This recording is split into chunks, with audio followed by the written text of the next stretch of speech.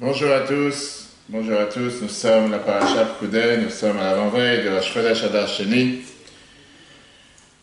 La Parashat Pekudei, c'est le parasha qui vient résumer tout ce qu'on a vu jusqu'à présent, tous les différents détails de la construction du temple, comme on a parlé longuement dans le cours hier soir, qui vient nous expliquer qu'est-ce que représentait la construction du temple, pourquoi ça a été répété à plusieurs reprises. Et on a vu dans cette parashat Pekudei qui vient nous expliquer quelle est la raison et comment se fait-il qu'on a eu une répétition à plusieurs reprises. On a eu la répétition d'abord dans la parasha qu'on a parlé hier soir, la parasha Vayakel, on a eu la répétition dans la parasha Kitissa. Pourquoi on a tant de répétitions? Ce qu'on va voir aujourd'hui ensemble, c'était pas seulement ces répétitions, que ça on peut revoir dans le cours de hier soir sur l'application E-Torah, E-Torah-RH. Mais on va voir surtout aujourd'hui un enseignement majeur, un enseignement énormément important qui vient nous expliquer quel était le but, pourquoi à la fin de la construction du temple, ils ont eu besoin de ramener le temple vers Moshe. Pourquoi on a eu besoin de le ramener vers Moshe jusqu'à ce que Moshe a dû leur donner une bénédiction particulière. On verra la sorte de bénédiction et surtout l'enseignement majeur qu'on verra à la fin de cette étude aujourd'hui, une étude que Rabbi a parlé en 72 et en 75. Comment le peuple juif ne peut pas vivre sans être attaché au maître de la génération, au guide de la génération. En l'occurrence, on parle ici de Moshe. Donc, quel était le but? D'avoir tout construit, mis en place, et après venir et dire, voilà ce qu'on a fait. C'est comme si je te dis, Monsieur Macron demande de construire quelque chose à l'Élysée, que ce soit organiser un repas, que ce soit organiser une fête, et après, le chef cuisinier vient et il dit, Monsieur Macron, voilà ce qu'on a fait. En lui montrant, voilà tel plat, apparemment, il n'en a absolument rien à faire, il t'a donné les ordres, il t'a dit quoi faire. Il est garanti que si tu travailles à l'Élysée, tu sais pourquoi tu es là, tu sais que tu vas faire les choses correctement, il n'y a pas ici à quoi de se poser des questions dans les détails, est-ce que ça a été fait ou pas. Et là, ce qui est bizarre, c'est que, mis à part le fait qu'on voit comment Dieu demande à Moshe de mettre en place le temple, une fois qu'ils l'ont mis en place, une fois que Moshe donne les instructions aux architectes, Betzalel, Aholiab, etc., on voit comment après, le peuple juif, une fois qu'ils ont mis le temple en place, on n'arrive pas à le mettre debout. On va tout de suite voir dans les détails qu'est-ce qui s'est passé dans les jours, avec le moindre détail possible. Comme je dis, les autres cours sur la construction du temple, on peut les revoir sur l'application E-Torah. Hier soir, on a parlé longuement sur le but de la répétition. Pourquoi deux fois, pourquoi tant de versets, pourquoi 212 versets qui viennent nous répéter apparemment des choses qui sont exactement les mêmes. On a vu les trois raisons majeures et l'enseignement pour chacun d'entre nous. On peut revoir ça sur l'application E-Torah, E-Torah RH. Regardons d'abord les faits. Rashi, d'abord le premier verset, chapitre 39, verset 33. Tu l'as pas encore sur le texte. La parasha te dit, Vatechel kol avodat mishkan Moed. Se termina tout le travail du Mishkan, du temple, la tente d'assignation. Vayasoum Israël, le peuple juif, ils ont fait que Chol Asher Tziva Hashem et Moshe, comme exactement à la lettre, comme Dieu l'a ordonné à Moshe, Ken Asou, ainsi ils ont fait. Et là, la Torah elle termine avec un verset qui dérange. Vayaviu et Mishkan et El Moshe, ils ont amené le Mishkan, le temple, à Moshe, et la tente, et Kol Kelav, avec tous ces ustensiles, krasav, krashav, brichav, amudav, adanav, bref, les tentures, les poutres, les socles, et tout ce qu'il y avait dans le temple, on l'a amené à Moshe. C'est comme si je te dis, tu m'as demandé de construire une maison, tu m'as demandé de te construire des immeubles, de te construire, je veux dire, des mobiliers, de te construire des armoires, et une fois que je t'ai construit tous les différentes pièces détachées, je te dis, vas-y monsieur, tu m'as demandé de le faire, moi je t'ai fait les pièces détachées, je ne sais pas comment les assembler, je ne sais pas comment les mettre ensemble, s'il te plaît, mets-les ensemble. Qu'est-ce qui s'est passé? Quel était le problème du peuple juif? Comment se fait-il qu'ils n'ont pas su comment le mettre ensemble? Comment se fait-il qu'ils devaient l'amener à Moshe? Comme si Moshe allait faire ici un coup de magique. Comment il allait faire pour le mettre en place? Quel était le but de l'amener à Moshe? Quelle était la bénédiction que Moshe a donnée au peuple juif? On va voir si c'est majeur. Tout d'abord, Rashi nous explique. Viens Rashi. Vayaviu et Mishkan. Rashi te dit une phrase très dure. Shelo ayu yecholim le'akimo. Il n'avait pas la possibilité de le mettre debout. On a construit tous les éléments, mais on ne savait pas comment le mettre debout. Ou le fiche, puisque Moshe n'a pas fait aucun travail dans le Mishkan, il n'a pas participé, on va dire, avec ses mains pour la construction du temple. Dieu l'a laissé le mettre debout. Je te dis qu'aucun être humain, aucune personne n'était capable de le mettre debout. Mahmat koved akrashim, à cause de la lourdeur du poids des poutres. Chez Koar Ba'adam, les autres femmes, aucune personne n'avait la force de les lever. On va tout de suite voir les détails, je vais préparer ça dans le moindre détail qu'on va voir, le poids de chaque poutre. On va voir dans le texte. Ou Moshe et Mido. et Moshe il était capable de les mettre ensemble. Alors, la vérité, on ne va pas essayer d'un Superman, quelqu'un qui allait à la salle de sport 10 heures par jour. On va voir comment ça s'est passé. Amar Moshe Lifnei Kadosh Baruch Hu. Moshe demande à Dieu la question suivante. Comment on peut mettre en place ce fameux temple tabernacle que tu as demandé de construire, que ça fait 5 semaines qu'on en parle. Tellement de peuple juif s'est mis vraiment la main à la pâte, ils ont tout fait pour le mettre en place. On n'arrive pas à le lever, on n'arrive pas à le mettre en place, on n'arrive pas à le mettre debout. Amar, alors Dieu lui a dit, Asok ata be'atra, fais comme si, fais ce que tu dois faire avec tes mains. Nire kemekimo. Ça avait l'air comme s'il a levé les poutres. Ve'uniskaf ve'kamelav. Les poutres se sont mis debout. De même, Fezeo sheneemar, ça c'est ce qui est écrit dans le verset, Hukam mishkan, le mishkan s'est mis debout. Et le Midrash Tanchuma te dit, Hukam elav, il s'est levé tout seul. Coup de magie. On va tout de suite voir ce que ça veut dire. Rachid t'explique ici quelque chose d'énormément intéressant. C'est comme les tables. Comme les tables de la loi. Elles étaient très lourdes, elles étaient en... Elles étaient lourdes, comme la menorah, c'était un bloc en feu, comme la pièce en feu. Mais là, on voit qu'on parle par rapport à la structure entière, à la structure du Mishkan entier, qu'il y a quelque chose qui dérange. Rachid te dit qu'aucune personne terrestre avait la possibilité de lever les poutres. Mais moi, je te demande une chose. Tu as ici des poutres du temple que Dieu lui a demandé de le faire. Le peuple juif a tout fait pour le mettre en place. On dit qu'ils étaient avec du zèle, les femmes, les hommes, tout le monde s'est mis pour le mettre en place. Pourquoi tu ne prends pas 10 personnes pour lever une poutre? D'accord, tu peux pas le lever tout seul, je peux te comprendre. Prends 10, prends 20, prends 50 personnes. Si c'est si lourd que ça. Tu as une imagination, c'était quoi? Les détails, alors d'abord, pour voir, matériellement parlant, qu'est-ce qui se passe? Pourquoi c'était si lourd que ça? Et pour ça, tu as la deuxième feuille. On va apprendre les détails techniques, les détails comptables. On va voir comment c'était ici quelque chose, un exploit, que c'était presque impossible, matériellement parlant, de pouvoir s'en occuper. D'abord, dans le Mishkan, on avait 48 poutres. Krachim. Ces poutres, leur hauteur faisait 10 amot. 10 amot veut dire 5 mètres de haut. Leur longueur était de 1 amas et demi, ça veut dire environ 0,75 cm. L'épaisseur de chaque poutre, 50 cm. Ils étaient faits des bois d'acacia, recouverts d'or. Ils avaient des socles en argent. Les socles étaient faits pour faire tenir les poutres qui ne tombent pas. Et eux-mêmes, ils étaient attachés avec des bagues en or et des morceaux de bois en bois à l'intérieur, comme l'Admara nous raconte. David de Rabbi Yehuda, ils étaient larges d'en haut et plus étroits en bas. Rabbi Nechemia te dit que c'était le contraire. Ils étaient plus larges en bas comme pour tenir et plus étroits en haut. Ça ne va pas dans les détails. Mais ça, c'était la manière comment ils devaient être pour faire tenir la tente d'assignation à leur mode. Alors la question qui dérange. Le Mishkan était fait des bois de shittim, des bois d'acacia. Le poids que tu as de chaque poutre, on va estimer environ 0,6, ça veut dire de mètres carrés de bois qui fera environ 600 kilos. Pour te donner une explication, tu as différents bois qui font 800 kilos au mètre carré. Tu as des bois qui font plus de 1000 kilos au mètre carré. Les 48 poutres qui étaient dans le temple, ils étaient collés les uns aux autres.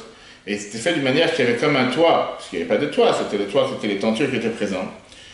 La mesure de chaque poutre faisait, on a dit tout à l'heure, une amas, qui veut dire 50 cm sur 75 cm sur 5 mètres de haut. Au total, on a ici environ 1,66 m, 1 mètre carré par poutre. Le poids d'une poutre, 995 kg.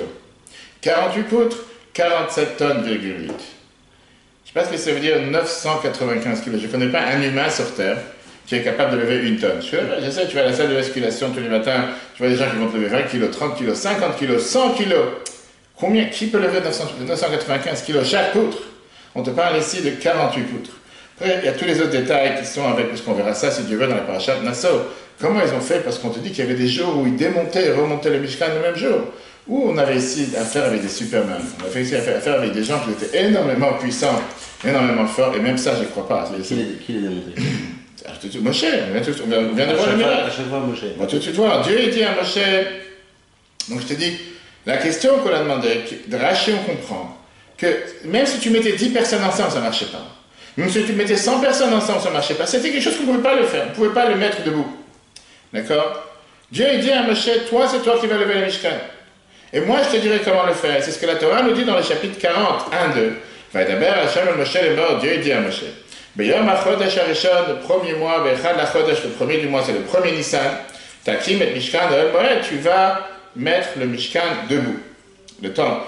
Ça veut dire que Dieu lui a demandé le devoir de le faire le premier Nissan. Et après, dans le verset 17, on te dit, Vaïhi HaChodesh HaRishon, premier mois de la deuxième année, Bechad la Chodesh, le premier du mois, premier Nissan, Hukama Mishkan, le temple a été mis debout. Et comme on l'a vu tout à l'heure, le fait que la Torah te dit qu'il a été mis debout, il s'est été mis debout tout seul. Ça veut dire que la question qui dérange ici, c'est comment ça se fait ce qui est écrit juste avant. Te dit que Moshe il a fait exactement tout ce que Dieu lui a demandé de faire, il a fait ça à la lettre. A priori, quelle est la nouveauté ici? Quelle est la nouveauté que Moshe ne va pas, il va désobéir à Dieu? Moshe ne va pas faire ce que Dieu lui a demandé pour te dire, non, sache une chose, que Moshe s'est comporté comme un bon enfant. Et quand Dieu lui a demandé de faire quelque chose, il a fait ça à la lettre, c'est tout à fait normal. Est-ce que tu penses un instant que Moshe va faire quelque chose que Dieu ne veut pas qu'il fasse? Par rapport à Aaron, on peut dire qu'il y a un assou, c'est comme ça qu'ils ont fait. Par rapport aux architectes, on a parlé hier soir, Betzalel et Aholiab, on peut comprendre aussi de te dire, oui, c'est effectivement, ils n'ont pas dévié 1 millimètre près de ce que Dieu leur a demandé de faire, ni dans la beauté, ni dans les détails, ni dans le poids, ça on peut comprendre. Mais de dire que Moshe, que tout ce que Dieu lui a demandé de faire, il a fait, a priori, c'est une honte de penser un instant qu'il a fait quelque chose, pas ce que Dieu lui a demandé. Chachamim nous disent qu'à l'époque, Moshe avait des ennemis jurés qui s'appelaient Datan et Aviram, qui faisaient tout pour l'embêter. N'importe quelle chose que Moshe disait oui, il fallait qu'il dise non. Pas parce qu'il y avait une raison, une logique derrière. Moshe disait oui, il fallait qu'il dise non. Quand on est arrivé le 25 Kislev, le jour où on a fini tout le travail pour mettre le tabernacle, le temple en place, on n'arrivait pas à lever les poutres. Datan et Aviram sont venus, ils ont commencé à se moquer. Ils ont commencé à rigoler de Moshe en disant tu as voulu construire un temple, tu as voulu faire quelque chose, tu nous as inventé, soi-disant, Dieu t'a demandé, etc. On n'est même pas capable de lever. Et en plus, tu veux qu'on les recouvre d'or? Ça ne marchera pas une chose pareille. Qui veut mettre une chose pareille debout? Ça veut dire que, pas seulement tu nous as pris notre argent pour rien, l'argent tu nous as mis pour construire un temple qu'on n'est même pas capable de mettre debout. Et le pire, c'est que puisqu'on ne peut pas mettre le temple debout, ça veut dire que la faute du Vaudor n'a pas été pardonnée. Maintenant, au passage, c'est qui a fait la faute du Vaudor? C'est eux qui ont entraîné le peuple juif à faire la faute du Vaudor. Aujourd'hui, ils viennent et ils se moquent de Moshe avec ça. Ils te disent, et ils parlaient à voix haute devant tout le peuple juif, regarde ce Moshe. Il nous demande de construire des choses bizarres. Personne n'est capable de les lever. Un poids lourd. Personne ne va pas essayer de descendre 1000 kilos presque par poutre. C'est quelque chose qui est énorme.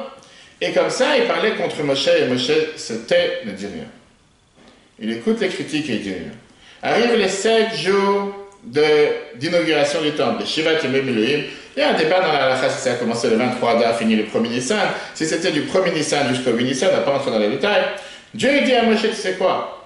Laisse les blagueurs, laisse ceux qui veulent se moquer, laisse les moqueurs dehors. Toi, tu vas venir et tu vas mettre le Mishkan debout tout seul.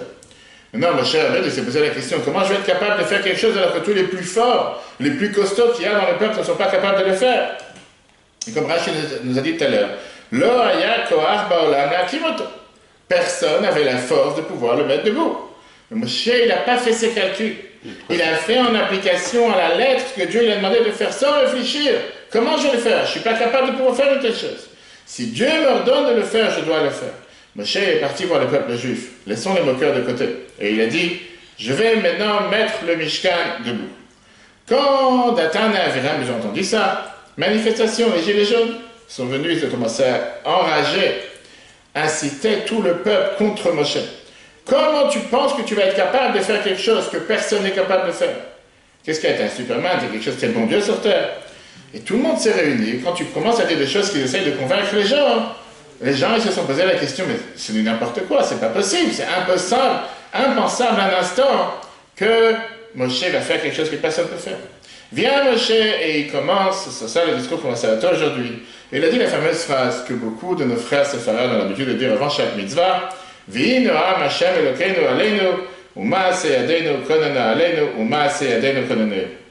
Que Dieu fasse, qui est la grâce de Dieu, c'est la prière qu'on dit en général tous les samedis soirs, mais beaucoup de séfaradim le disent régulièrement dans beaucoup de mitzvot, que Dieu fasse, qui est la grâce de Dieu sur nous, et que les actions qu'on a faites pour Dieu, que règne sa divinité, que règne la présence divine dans ces actions, et qu'au final qu'on puisse mériter à voir que c'est pas seulement qu'on a fait des actions matérielles, mais qu'on voit le résultat, on voit la réussite, puisque tu peux construire la plus belle maison, si Dieu ne voit pas la bénédiction, ça va pas tenir. Alors, Datan et Aviram, ils se moquent de lui. Le même fameux moqueur continue à se moquer en disant, dis 100 fois ton verset. Dis 100 fois, V'hi no'am Hashem Elokeinu. Ça va pas faire en sorte que le temps va pouvoir se mettre debout. C'est de la blague, c'est en train de faire. Moshe Rabbeinu, il a mis sa main sur la poutre. Il a à peine mis la main sur la poutre. Et la poutre s'est levée comme, on dit comme une tige, comme une plume. Comme si c'était vraiment un miracle. Et pareil, la deuxième poutre. Et à peine il touchait la poutre, et la poutre s'est mise debout. Malgré que, naturellement parlant, il avait besoin d'avoir de l'aide naturelle des autres personnes qui allaient tenir la poutre. Moshe, il a reçu d'aide de personnes, de tous ceux qui étaient autour. C'était en train de regarder ce miracle est en train de se faire. Que les poutres se mettent en place jusqu'à ce qu'ils se soient emboîtés tout seuls dans les avancées. Moshe, on dirait, il avait une main d'un bulldozer, tu sais, comme des tracteurs qui sont de construction qui viennent et qui peuvent lever une masse et le mettre debout. Et tout ça s'est fait tout seul. Les poutres se sont mis dans les socles. Les tiges, ils étaient à l'intérieur des poutres pour les faire tenir, sont rentrés tout seuls. Les bacs se sont placés tout seuls. Tout a été fait tout seul. On l'a dit tout à l'heure. Une poutre 5 mètres de haut. Maintenant, en règle générale, pour pouvoir faire une tenture sur 5 mètres de haut, il faut plusieurs personnes. C'est quelque chose qui n'est pas normal. Moshe Rabbeinu, il a lancé un coin d'une tenture sur la tente d'assignation et elle s'est développée tout seul. Comme aujourd'hui, tu as les couvertures sur les piscines ou quoi que ce soit. Ben, aujourd'hui, c'est automatique. Que tu commences à appuyer le bouton, tout se développe. Ou bien les grilles que tu as sur les magasins. Il n'y a même pas besoin de tirer de tous les côtés. Quand tu réfléchis un instant, quand tu commences à rentrer dans les détails de la construction du Mishkan, c'est pas normal, c'est pas pour un humain. La question que je vais te demander, c'est tu n'as pas un appartement parisien où tu as 5 mètres de haut le toit. Tu as les grands, les vieux, dans les quartiers, dans le 16e, dans Fontainebleau, tu as les anciens bâtiments, les anciens appartements, ça fait je sais pas 4 mètres de haut. En général, 5 mètres de haut, c'est que aujourd'hui tu fais 2 étages en 5 mètres. C'est 2 mètres 5, 2 mètres 10, la hauteur du toit, 2 mètres 50. 5 mètres de haut. Qui est capable de monter 5 mètres de haut pour mettre une tenture en verre, remettre? Et c'est comme ça que ça s'est fait. Le peuple juif a vu tous ces miracles. Tous ceux qu'ils ont cru jusqu'à présent dans la mentalité de Dathan et Abiram, avec la manière comment ils se moquaient du peuple juif, avec la manière comment ils se moquaient de Moshe, ils ont totalement changé de camp. Ils ont réalisé que c'est du n'importe quoi, il faut arrêter de tourner la tête. Moshe, il a 100% raison. Automatiquement, ils ont vu et ils ont dit, Moshe, il est énormément puissant. Et ceux qui avaient confiance en Dieu de toute façon, ils ont vu encore une fois de plus un miracle que Dieu il a fait pour montrer que quand je veux quelque chose, quand je décide quelque chose, mets-toi de côté. Viens pas ramener ici ton ego en disant je vais pouvoir, je ne vais pas pouvoir, je suis capable, je ne suis pas capable. Et tu verras que ça va être fait. Et c'est pour ça que Dieu lui dit au départ, Takim et ta Mishkan. Tu vas mettre le Mishkan debout, c'est toi de te mettre debout. Mais concrètement, la Torah te dit, Hukam Mishkan, c'est le Mishkan qui a été mis debout tout seul. Ah, malgré qu'après ça s'est écrit Vayakom et ta Mishkan. Au final, c'est lui qui a mis le Mishkan. Comme on a dit, c'est pas que ça a été sans rien. Moshe devait mettre quelque chose, il a touché une poutre. Il a touché, il a attrapé la poutre, mais après elle s'est levée toute seule, et au final le Mishkan a été mis toute seule. Et c'est pour ça que la Torah vient nous dire que Moshe il a fait ça de son côté, parce que si tu penses un instant que Moshe allait dévier de ce que Dieu lui a demandé, pas du tout. Pourquoi la Torah vient te dire que tout ce que Dieu lui a demandé de faire, il a fait à la lettre, pour te dire que malgré que logiquement parlant c'était quelque chose qu'on n'était pas capable de le faire, néanmoins il a réussi à le faire. Alors aujourd'hui on va voir un discours merveilleux que la Bible a prononcé ce Shabbat en 1975 et 72. Alors, pour épargner tout le monde, ce soir, l'écoute Sichot, volume 11, page 169, on va voir juste 2 morceaux. Une des Sichot, on va dire un des discours du Rabbi majeur. Toi tu as sur la page 172. 160, toi tu as 172. On va voir ici un discours majeur. Il pose pas mal de questions. Une dizaine de questions, on ne va pas rentrer dans les détails aujourd'hui. Puisqu'on a dit qu'à la fin, si tu te rappelles au départ, on a dit Vaya, Moshe, Kol Amlacha. Moshe, il a vu tout le travail qui a été fait. Moshe, il a béni le peuple juif. Une fois qu'ils ont construit tous les objets, une fois qu'ils ont construit tout le temple, une fois qu'ils ont construit toute la tente d'assignation, une fois que tout a été mis en place, ils n'étaient pas capables de le faire, ils sont venus le amener à Moshe. Moshe, il a béni le peuple juif. Et on a vu tout à l'heure qu'est-ce qu'il leur a dit. Amar Lahem, il leur a dit Yehi Ratzon, Shetishrei Shechina B'maaseh Yedechem. Que Dieu fasse que la divinité règne dans vos actions. Et là, il a dit la fameuse phrase, etc. Que Dieu fasse que la grâce de Dieu soit présente pour vous aussi. Je t'ai parlé de toutes les questions. La Bible te demande une question d'abord, je ne comprends pas. Qui l'a béni ici, Moshe? Est-ce que Moshe il a béni tout le peuple juif? Ou il a béni d'abord les architectes? Parce qu'au final, c'est eux qui étaient ici, les gens principaux. Et a priori, il y a une difficulté de pouvoir penser qu'il vient ici bénir que les architectes et pas tout le peuple juif. Rendons des nuances de Rashi qu'on va épargner ça aujourd'hui. La conclusion, elle est qu'il y a eu 2 bénédictions. Il y a la bénédiction, bien sûr, qu'il a béni à tous ces architectes qui réussissent dans leur action. Et après, il a béni ici tout le peuple juif, puisque Moshe aimait tout le peuple juif. C'est sûr qu'il a béni tout le peuple juif. On sait très bien que tout le monde a pris part à la construction du temple. Même si au départ, on a vu dans Trouma, comme on a parlé dans le cours hier soir, qu'on peut voir nous replacer sur l'application du Torah, qu'au départ, le devoir, il était sur les hommes. Après, on a vu que les femmes sont aussi venues. Tout le peuple juif a été présent. on peut comprendre que Moshe était là en train de bénir tout le peuple juif en disant la fameuse phrase qu'on a dit tout à l'heure, que Dieu fasse que la divinité règne dans vos actions. On est bien obligé de dire qu'il les a bénis au départ de la construction, mais là, à la fin, il n'est pas venu dire bravo. Il n'est pas venu dire, je suis tellement content de ce que vous avez merveilleux votre temple. Finalement, je vois que vous êtes capable de faire ce que je vous demande. Moshe avait ici une demande particulière. Maintenant, vous m'avez amené le temple. Maintenant, vous m'avez amené tous ces détails, toute cette construction qui a duré des mois, tout l'argent qui a été mis à l'intérieur, tous les bois. Quelqu'un peut penser, ça fait des mois que je travaille sur l'appartement. Ça fait des mois que ma femme elle me prend la tête avec tel mur, tel carrelage, tel truc. Des mois et des mois, j'en ai pas fini.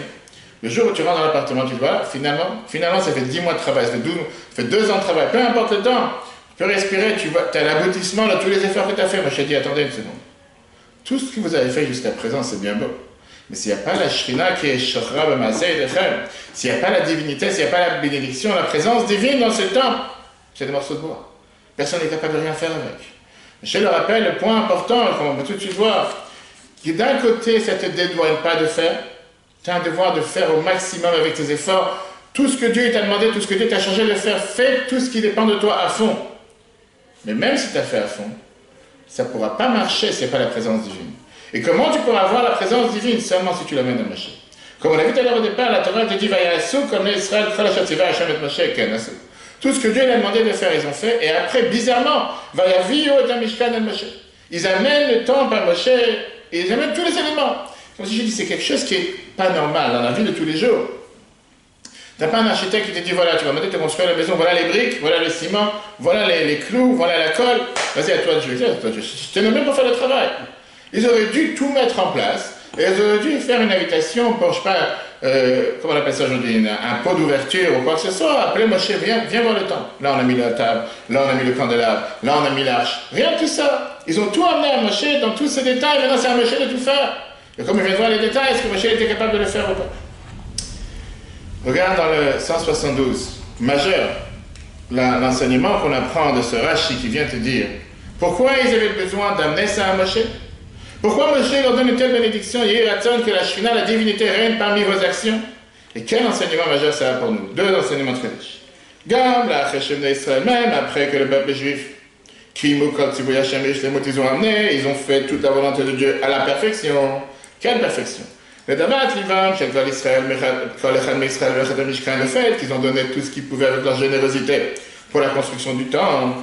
Ad Leachar Siyum Vashtamat Kol Ha'avoda, ils ont fini tout le travail chez l'Achar Melev, Mimlechet Mishkan, avec les grands architectes pour la construction du temple. Et comme on a dit à plusieurs reprises, que Chol Asher Tziva Hashem, c'est ça d'ailleurs toute la paracha de cette semaine et la semaine dernière, à chaque fois on n'arrête pas de dire, ils ont fait telle et telle chose comme Dieu leur a ordonné. Adain Lo Yuchlu Lakim et Mishkan. Ils ne pouvaient pas encore mettre le Mishkan, le temple debout. Ils avaient un devoir de l'amener à Moshe, que Moshe soit lui qui va mettre le temple debout. On l'a vu tout à l'heure, que même Moshe ne savait pas comment le faire. C'est pour ça qu'il avait besoin d'avoir ce miracle, d'avoir Dieu qui lui dit, ne t'émotionne pas, ne t'émouvoie pas de tous ces moqueurs. Mets ton doigt sur la poutre et tu vas voir qu'il va se mettre debout. Et ça a été mis debout. Vegam zelo ispik. Même une fois qu'ils l'ont amené à Moshe, ça n'a pas suffi. Moshe devait les bénir. Que quoi? Que seulement comme ça la divinité a pu régner dans leurs actions. Ou les Yidach, comme il dit de l'autre côté. Une fois qu'ils ont amené tout le travail qu'ils ont fait dans la construction du temple à Moshe, l'ose, pas seulement.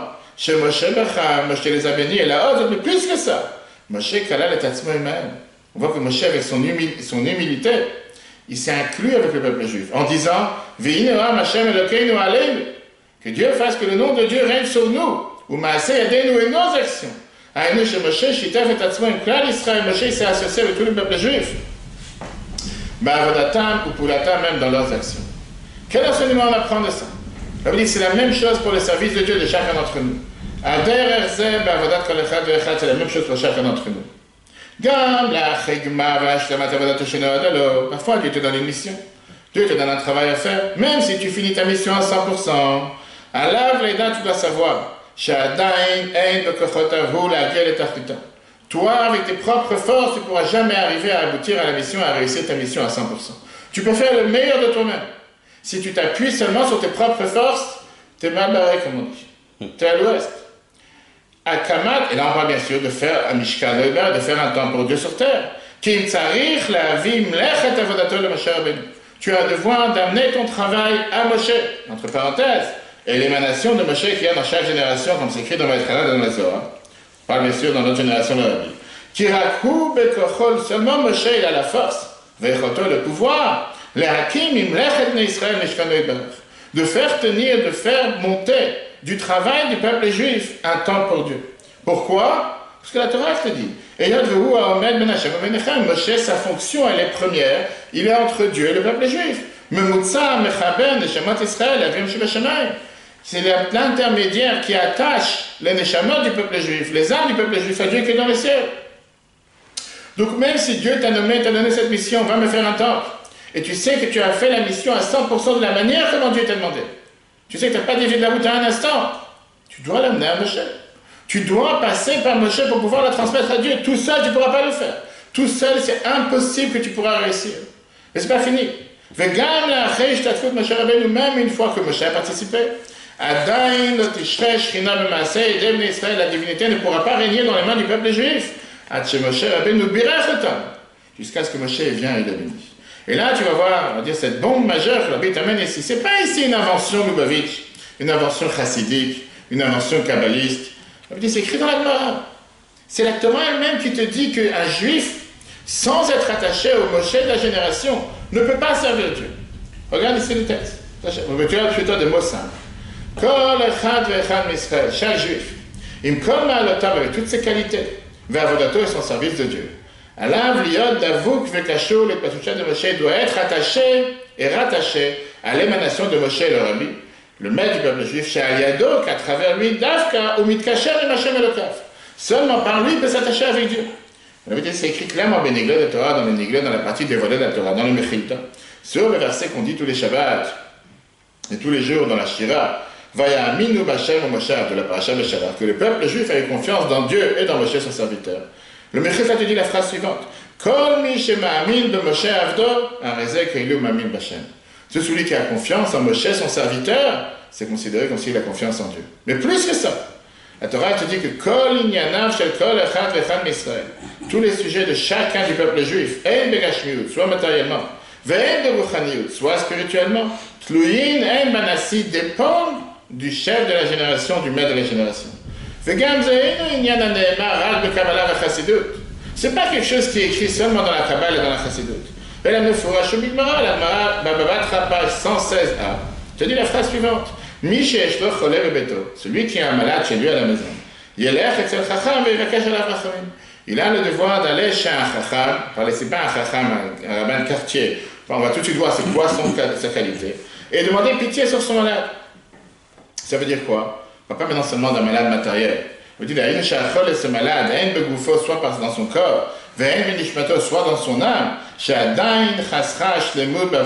il lui manque un corps, la perfection dans son service envers Dieu. Il fait Torah et mitzvot, mais il ne fait pas ça de perfection. Ça ne peut pas lui suffire, que lui tout seul, ou bien ou quelqu'un de sa famille, va demander pitié et miséricorde pour un médicament, à sa maladie matériellement et spirituellement. Il a besoin de la prière du tzaddik,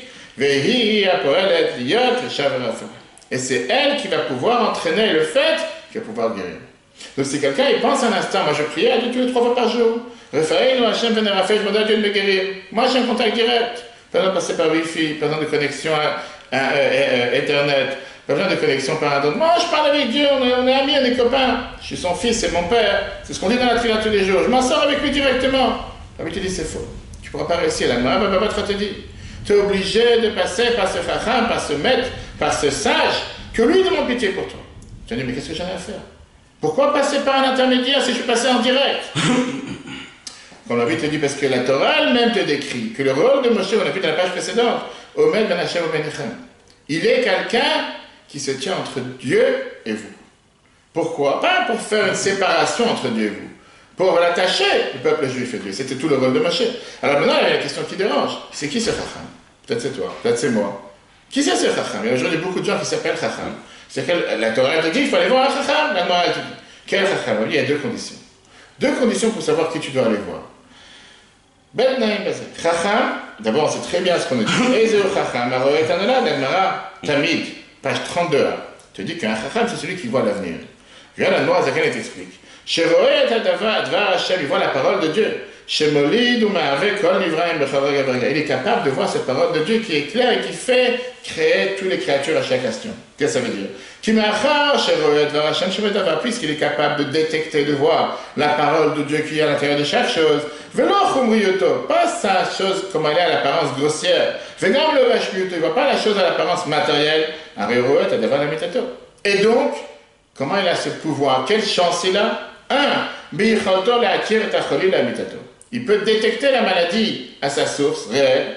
Deuxièmement, il peut détecter, il a la possibilité d'éveiller la miséricorde de Dieu pour le guérir. Pourquoi? Puisqu'il voit la parole de Dieu. Donc il peut changer les codes secrets, les codes avec lesquels Dieu agit sur terre. Tu racontes la fameuse histoire, celui qui avait dit à l'huile de pouvoir allumer pour allumer avec du vinaigre. Longue histoire, c'est pas le sujet d'aujourd'hui, mais en 2 mots. Le fait qu'il est capable de détecter ces codes secrets avec lesquels Dieu travaille sur terre, même si sur un couple que Dieu nous en préserve a été décrété qu'ils ne pourront pas avoir d'enfants, même si sur une personne a été décrété qu'il ne pourra pas guérir, même si sur une personne a été décrété qu'il n'aura pas de réussite dans les affaires, le fait d'être parti prier chez un tzaddik de son vivant ou sur sa tombe, il est capable d'interpeller Dieu, de faire en sorte que les codes vont changer, il change ton ADN. Et le fait qu'il a changé ton ADN, tu peux tout d'un coup avoir un enfant, tu peux tout d'un coup avoir une réussite, tu peux tout d'un coup avoir une guérison. Ça, c'est la condition numéro 1 pour savoir c'est quel type de chacham. Tu es capable de voir cette parole de Dieu qui est à l'intérieur de toi. Mais il y a une deuxième condition. Combien de chacham, combien de tzadikim s'enferment sur eux-mêmes? J'ai ma communauté. J'ai mon segment du peuple juif. Moi, j'aime les Marocains, j'aime les Tunisiens, j'aime les Séfaradim, j'aime les Ashkenaz. Chacun va te dire, on voit dans le monde, tu as beaucoup de, on va dire, de grands tzadikim, de grands chachamim, qui ont leur communauté. Viens, le Rabbi te dit qu'il y a la deuxième condition qu'on a besoin, ce que la Gemara te dit, Achacham tzarich liot bayir. Et ça, c'est ce que le Shulchan Aruch, le Ramo, dans Yoredea, à la fin du chapitre 335, te dit. Ce chacham doit être dans la ville, qu'est-ce que ça veut dire? Il n'a pas le droit de s'enfermer sur lui-même. Il n'a pas le droit de s'enfermer dans ses 4 coudées. Parce que même s'il est enfermé avec l'étude de la Torah et la pratique des mitzvot, dans sa chambre, dans son cocon, il n'est pas mélangé dans la ville. Il n'est pas au contact du peuple. Il n'est pas en train de vivre ce que le peuple vit. Une des choses qu'on reproche aujourd'hui à tous ces gens qui ont fait l'ENA ou quoi que ce soit, dit que c'est des gens qui n'ont jamais touché une paye, ils n'ont jamais fait des courses, ils ne savent pas ce que le public vit tous les jours. Ils sont tellement déconnectés de la réalité. Mais ça, c'est quand tu parles dans le monde profane, dans le monde laïque. Exactement la même chose dans le monde réel. Quand tu parles aujourd'hui dans un monde de gens qui sont tellement enfermés dans leurs écoles, dans leurs yeshivas, dans leurs synagogues, et qui n'ont pas de contact avec le peuple juif tout court, pas les pratiquants, pas les ultra-religieux, mais le peuple juif en général, et voir les non-juifs, automatiquement, même s'il prie la prière tous les jours et il apprend la Torah tous les jours, il est déconnecté de la réalité. Il vit dans la ville. Il est donné, transmis, se donne pour chacun du peuple juif. Et à ce moment-là, il peut leur demander pitié, il peut demander miséricorde pour eux. Là, la vie termine, c'est exactement la même chose qui s'est passé avec le rapport et le contact entre Moshe et le peuple juif. Ces 2 conditions qu'on vient de voir, c'est les 2 choses qui se sont passées pour pouvoir mettre en application ce temple qui était impossible, qui n'avait aucune possibilité de pouvoir le faire tenir debout si ce n'était que le peuple juif devait l'amener à Moshe. Et que Moshe bénisse le peuple juif, comme on a dit tout à l'heure, pas suffisant qu'il l'amène à Moshe. Et une fois qu'ils l'ont béni, pouvoir le mettre debout.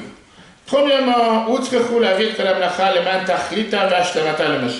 ils avaient un but et un rôle d'amener tout le travail du temple pour sa finalité, pour le compléter et pour le mettre debout à Moshe. Chez Waya Chacham, c'était le roi Israël, c'était le berger du peuple juif. Deuxièmement, on voit comment Moshe s'est inclus avec tout le peuple juif. Et dans la page 174, c'est derrière. On a ici une autre condition.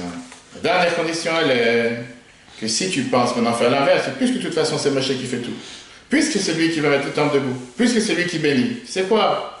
Autant pas bouger un doigt, autant ne rien faire. Laisse Moshe faire, laisse-moi tranquille. C'est facile. Qu'est-ce que j'ai besoin de commencer à faire moi ce que je dois faire? Laisse Moshe faire pour moi, et tout va être réglé. La tu dis non, fais pas cette erreur. Kodem Shebaim Israël, Moshe, avant que le peuple juif va voir Moshe, c'est écrit, Vayasoub Israël, tout le peuple juif, il a fait que Chol Asher Tziva Asher. Tout ce que Dieu lui a ordonné, ça veut dire qu'avant que Moshe vienne, participe, donne sa bénédiction, tout le travail avait déjà été fait, ce qui leur a été mis sur eux. C'est seulement après que Moshe a participé avec eux. On va te dire, c'est la même chose dans le travail de chacun d'entre nous.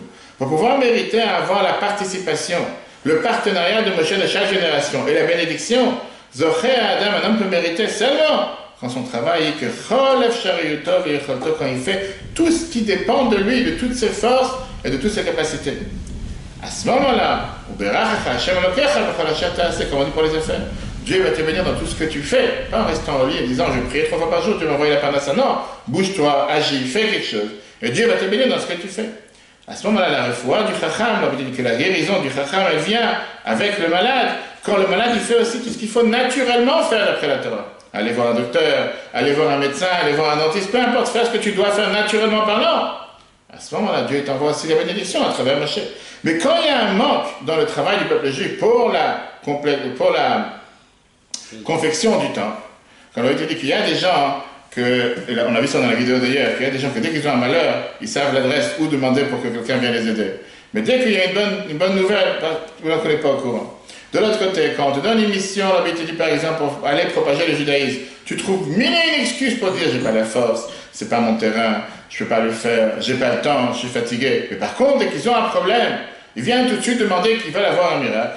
Dans une telle situation, regarde ce que te dit, Enam kelim reuyim l'eshtatut Moshe b'cheto. Ils ne sont pas des ustensiles de réception aptes pour recevoir la bénédiction de Moshe et la participation de Moshe. Seulement, quand le peuple juif fait son travail comme il faut, à la perfection de ce qui dépend d'eux, ils viennent voir Moshe avec cet émouna en Dieu. Comme la Torah nous a dit, Vayaminu b'Hashem ou Moshe. Avoir confiance en Dieu et dans Moshe, son serviteur. À ce moment-là, Moshe participe avec chacun d'entre eux, puisque Moshe s'inclut avec eux. Il n'est pas supérieur à eux, il s'inclut avec tout le peuple juif. Et il aide chacun, comme on l'a vu tout à l'heure, et il fait en sorte que Tishrei Shrina B'Maaseh Yadaynu, qu'il y a cette divinité qui règne et qui descend dans le travail de chacun. Ça, c'était le premier point. Encore un point. Ça, c'est dans un autre discours que j'avais prononcé en 72. 72 et en 65. J'avais dit, comme on vient de voir, si tu penses un instant de te dédouaner du fait que tu vas t'attacher avec le tzaddik de la génération et rien faire, va chercher notre adresse. Tu dois faire tes efforts au maximum. De l'autre côté, quelqu'un va s'imaginer en disant, tu l'as dans la deuxième feuille, le chapitre 2, là derrière, ici. Quelqu'un va penser un instant, puis il va se dire que puisqu'on me propose une mission d'aller voyager, d'aller propager le judaïsme dehors, que grâce à ça, on peut faire en sorte que ce monde devienne un monde où Dieu réside, puisque c'est le but du Mishkan. Spirituellement parlant aujourd'hui, il va dire, moi je ne suis pas fait pour ça. Moi, je suis parti de l'élite. Moi, je suis parti de Sciences Po, je suis parti de l'ENA, je ne sais pas faire. Pourquoi moi je vais me comporter d'une telle manière d'aller voir un juif qui ne sait même pas c'est quoi la lettre de Aleph Bet, qui ne sait pas c'est quoi une mission, je vais m'occuper de lui. Et il s'est dit que même si on me demande une telle mission, je n'y comprends pas dans ça. Je ne suis pas capable de le faire. Moi, je préfère d'abord commencer à mettre ma tête pour apprendre, pratiquer la Torah dévoilée, la Torah de la Chassidut. Avec le temps, quand je vais réussir à méditer et comprendre ce qu'il faut faire, je serai prêt à faire la mission qu'on m'a nommée pour pouvoir propager le judaïsme dans la rue. On dit, viens l'enseignement qu'on a appris du Mishkan. Avodat amatar bedeshetukam, pour que le Mishkan puisse se tenir debout, pour que la Shekhinah, la divinité, règne dans vos actions, c'est pas ça que tu l'amènes à Moshe de la génération. Sans que tu l'amènes au Moshe de la génération, ça ne pourra pas être debout. Dafka, et particulièrement quand tu l'as amené à Moshe, Milou et Hashlichut, à ce moment-là, tu peux remplir la mission que Moshe et que le rabbi de la génération te donne de propager le judaïsme. À ce moment-là, tu peux mériter que ton temple se construise. À ce moment-là, tu pourras avoir toi aussi la perfection dans tout ce que tu fais dans ta Torah, tes mitzvot et ta prière. Tishrei Shrina B'Maaseh Yadaynu. Donc on voit ici en 2 mots qu'on a cette connexion entre les deux. D'un côté, on doit agir matériellement. On doit faire tout ce qui dépend de nous pour faire les choses de la meilleure manière possible. Comme on a fait avec le temple. Ah, c'était quelque chose qu'on n'a pas pensé un instant. Comment on allait couvrir les tentures, comment on allait mettre les poutres debout. 900, on a dit tout à l'heure combien c'était 985, on a dit 995 kilos la poutre. Il ne faut pas poser les questions. On va le faire, on doit le faire. Arrive la finalité. En plus qu'on a des moqueurs derrière, comment on va faire pour réussir? On va emmener un Moshe, vas-y, maintenant toi fais quelque chose. Moshe savait très bien qu'il n'est pas capable de le faire. Il parle à Dieu, Dieu lui dit, fais ce que tu dois faire, mets ton geste. Comme on a vu avec la menorah, le bloc en or qu'il a jeté dans le feu et qu'après ça existait, ça a fait sortir la menorah. Et toutes les autres choses de la même manière. De l'autre côté, ne pas se dédouaner du travail. Venir voir Moshe, demander à Moshe d'agir pour nous. Croire dans la bénédiction, comme on dit tous les jours, Vayaminu b'Hashem, comme l'a vu le Mechilta qui était dit. Que tout celui qui a confiance en Moshe, il a confiance en Dieu, et le contraire. Celui qui n'a pas confiance en Moshe n'a pas confiance en Dieu. À tel point, c'est une connexion qui est écrite dans la Torah. Et à ce moment-là, on est garanti de réussir. Et donc, au final, si tu connais un juif qui te dit qu'il peut prier à Dieu, on dirait qu'il n'a pas besoin de passer par un tzaddik de la génération. Certainement que c'est un extraterrestre, mais une fois que Dieu nous a placés sur cette terre, sur cette planète, on n'a pas le choix que de passer à travers Moshe. Bien sûr que le Tanya nous explique dans le chapitre 2 que tu peux être en contact avec le tzaddik de la génération de l'avant ou de l'arrière, de la face ou de l'arrière, je veux dire volontairement ou involontairement, mais on bénéficie tous de la neshama générale qui est le tzaddik de la génération. À nous de tout faire ce qui dépend de nous et se rappeler à chaque instant que malgré tous nos efforts, si on n'a pas la bénédiction, la divinité dans ce qu'on fait, on n'est pas garanti de réussir. Et de l'autre côté, positivement parlant, si on fait tout ce qui dépend de nous, et on demande à Dieu, à travers le tzaddik de la génération, de recevoir la bonne, la bracha et la réussite, et comme Rabbi dit à la fin, pas seulement quand il y a un souci, pas seulement quand il y a un problème, pas seulement quand il y a une difficulté, mais en bon terme, tu vas savoir des bonnes nouvelles, on est garanti d'avoir la bénédiction et de réussir. Que Dieu fasse qu'on puisse avoir un Chodesh Tov, très bon mois, le nouveau mois de Hadar, qui commence, si Dieu veut, demain soir. Et que ce mois, ce soit le mois comme à l'époque, que tout s'est transformé, que toutes les mauvaises choses soient transformées en bonnes choses, et qu'on puisse continuer à fêter la fête de Purim, comme on l'a dit hier soir, la seule fête qu'on va fêter quand Mashiach sera là. Le rouleau d'Esther continuera à être là quand Mashiach sera là, que cette année Purim, on la fête avec Mashiach à Jérusalem, le cours sera replay sur l'application eTorah, eTorah sur Google et Apple. Très bonne journée à tous, et si Dieu veut, à la semaine prochaine.